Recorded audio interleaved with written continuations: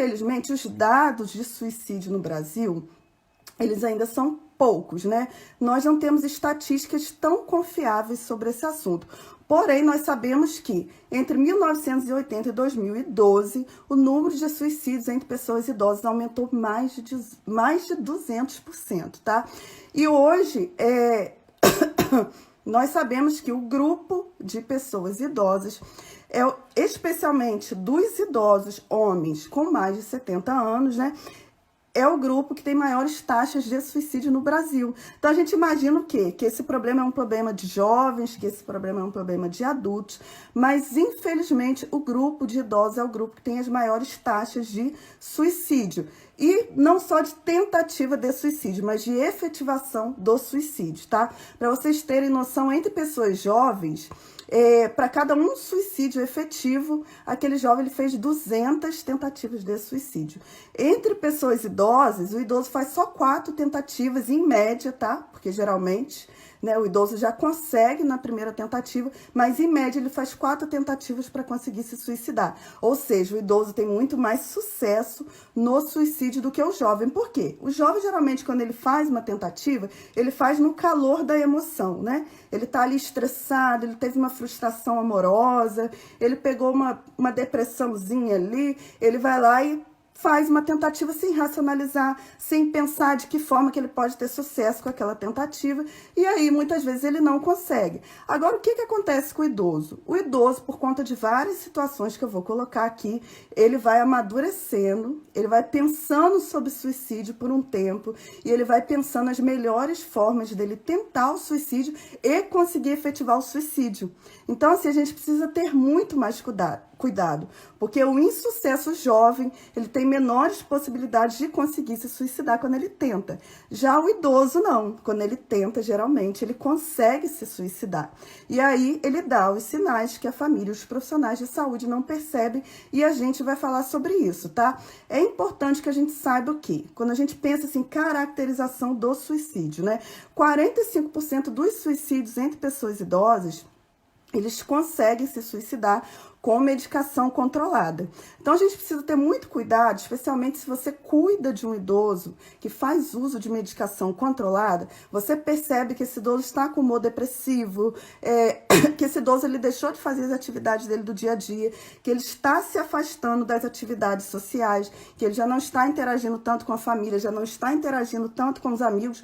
Opa, fique alerta e não deixe essas medicações disponíveis, tá claro? O comprimido que ele toma por dia, sim. Mas não deixe essa quantidade de medicação disponível, porque se o idoso está enfrentando um processo de depressão, se ele já está mudando as suas atitudes, está dando indícios de que ele pode cometer suicídio, você precisa ter cuidado, porque geralmente ele vai utilizar as medicações controladas para fazer a tentativa de suicídio, tá?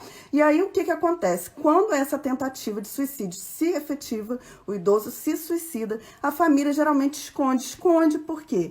Esconde primeiro porque suicídio é um tabu. Então, muitas pessoas se suicidam no Brasil e a gente não sabe que morreu por suicídio. As pessoas dão qualquer desculpa para não dizer que é suicídio, por conta da vergonha. A vergonha que a família sente, né, por saber que aquele idoso se suicidou.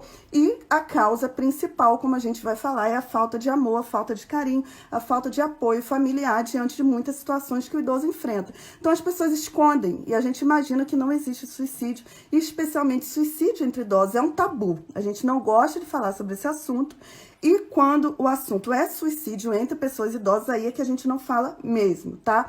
Mas a gente precisa ter muito cuidado.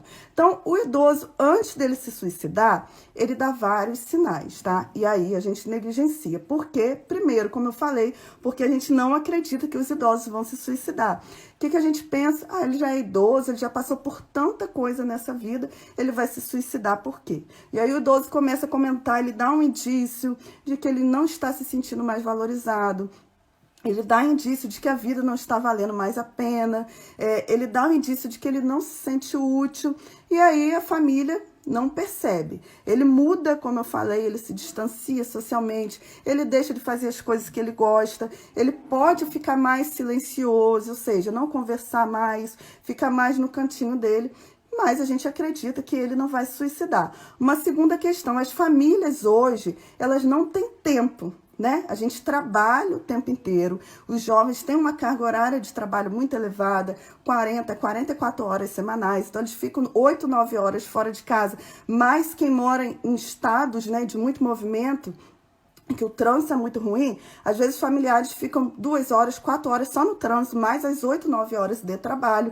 E aí, quando chega em casa, o familiar ele não dá atenção ao idoso, ele não tem tempo para conversar com o idoso, ele não tem tempo para perguntar como foi o dia do idoso, se o idoso está bem. Às vezes, o familiar não tem paciência para ouvir o idoso, não é verdade? O jovem ele já está cansado, às vezes os filhos, os netos já estão cansados com a rotina muito grande de trabalho, não tem paciência para ouvir as queixas do idoso, né? E aí, às vezes, o idoso já está enfrentando algum problema de saúde, já está perdendo a autonomia dele, está se sentindo sozinho, e o familiar vira para o idoso: ah, vovô, amanhã a gente conversa, ah, pai, amanhã a gente conversa. Você só reclama o tempo inteiro, né? E aí não escuta e não valoriza os questionamentos do idoso, né? Muitas vezes o celular também, que o celular pode aproximar, como eu sempre dou dica para vocês, você trabalha o dia inteiro, você tem um idoso dentro de casa, manda uma mensagem, manda um WhatsApp, ensina o idoso a mexer no WhatsApp, ensina o idoso a utilizar o Facebook, a utilizar o Instagram. Para quê? Para você se comunicar com o idoso, para ele conseguir se comunicar com outras pessoas. Essa já vai ser uma forma de aproximação se você não pode ficar dentro de casa por muito tempo, se você está trabalhando. Agora, se você vai trabalhar, fica 1000 horas fora de casa, o idoso fica sozinho, o idoso, de repente, às vezes não tem amigos, né? E às vezes quando você, que é familiar, você é profissional, você chega dentro de casa, você só fica mexendo no celular. E aí, às vezes você está próximo do idoso, mas você está distante, você não conversa.